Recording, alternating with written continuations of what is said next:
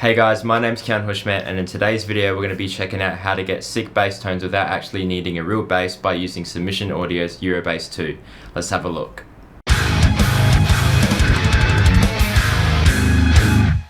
If you aren't familiar with Submission Audio, it's a plugin company based in Australia that was founded by Ermin Hamidovic. If you guys aren't familiar with Ermin, he's the man behind Systematic Productions, which has done mastering work for people like Periphery, Intervals, Pliny, Ola England, and many more. So with that in mind, a mastering engineer always needs to be very nitpicky about every single part of a mix, and that's no exception when it comes to their plugins. So let's see what this sounds like in a full mix, but before we get into that, if you guys like this video at any time, please feel free to leave a like and a comment on anything you see or hear, and if you want to see more of this stuff, definitely think about subscribing.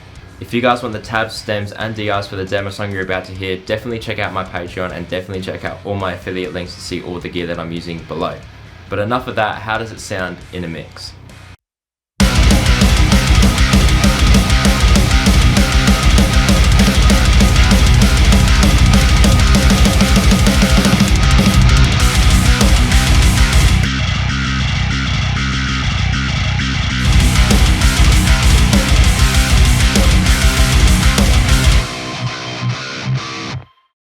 Full disclosure, the guys at Submission Audio were kind enough to send me EuroBass. However, I do own Djinnbass and Punk Bass. I bought them with my own money and I'm a very big fan of both of them.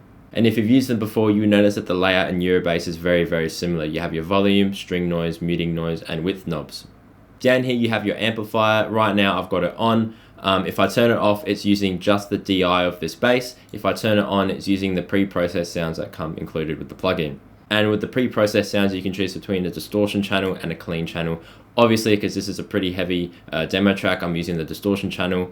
As you can see here in the middle is your alternate picking kind of selector, so you can select how fast it kicks in when it starts to alternate pick. So right now, as you can see, it's 196 BPM this project, and it's starting to alternate pick on every quarter note. So right now, because the bass is extremely fast and it's definitely quicker than one quarter note, it's going to be alternate picking as much as it can, because it would be really unrealistic to expect someone to actually downpick everything at this speed.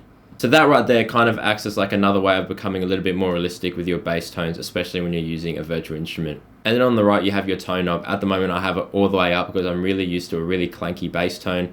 Compared to Djinnbass, this isn't as clanky, so I put the tone knob up just to compensate for that because that's something that I really enjoy.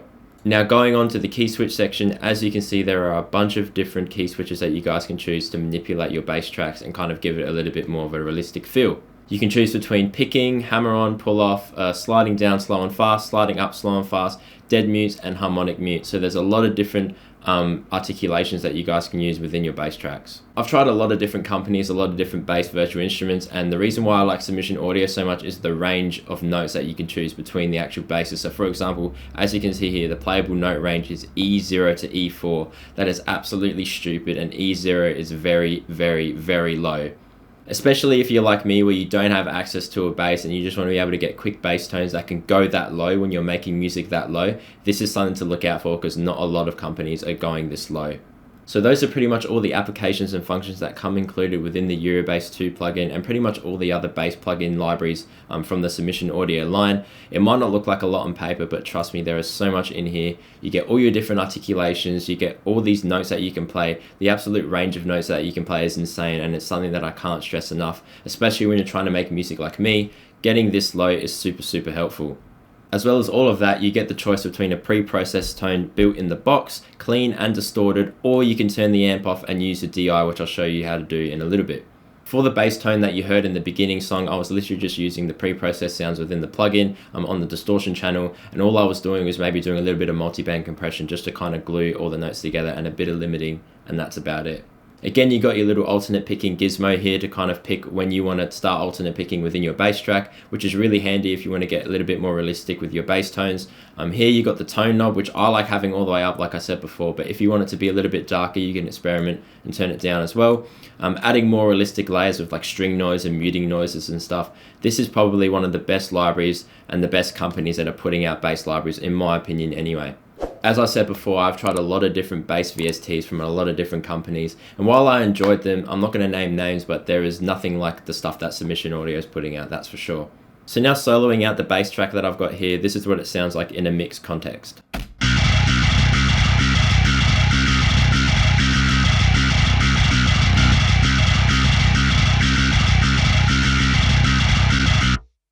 So that's literally the amplifier sounds that are built in within the plugin. The only thing that I'm doing is adding a little bit of multi-band compression to kind of make the notes sit a little bit more, and just adding a bit of limiting so it kind of glues the bass in place within the mix. Just to show off the versatility of the EuroBass plugin, and this is with all the plugins within the Submission Audio line of bass VSTs, I'm going to turn the amp off. So right now it's just going to be a DI. So this was as if someone was to literally plug their bass into the audio interface and start recording and put no amps on it or anything like that. The reason why this is so useful is if you don't want to use the inbuilt amp sound within here and you want to kind of manipulate it yourself, you can just turn it off, go on the bass DI, and then add your own processing. So this is from another project, but let's just see if it fits.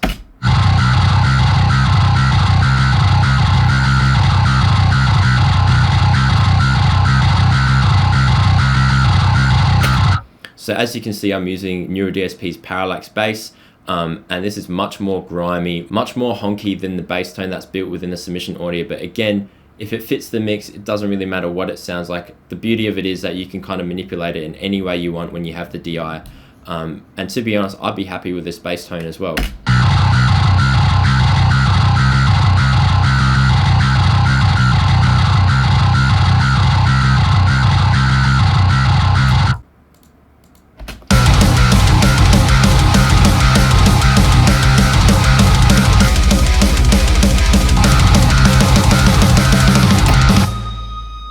So there you have it, that's EuroBass 2 by Submission Audio. The guys at Submission Audio are having a sale at the moment for EuroBass 2, so if you guys are thinking of picking this up, you will be getting it at a discounted price, and you'll also be helping me out as well, as I do get a little bit of a kickback from every sale that's made if you click my link in the description. As always though, if you guys like this video at any time, please feel free to leave a like and a comment on anything you saw or heard, and if you want to see more of this stuff, definitely think about subscribing. Again, if you want to support me directly and what I do, definitely check out my Patreon where you can get the tabs, stems and DIs for the demo song you heard just before, as well as all my affiliate links. All that stuff will be in the description below. But until next time, I'll catch you guys later. Thank you so much for watching. Ciao.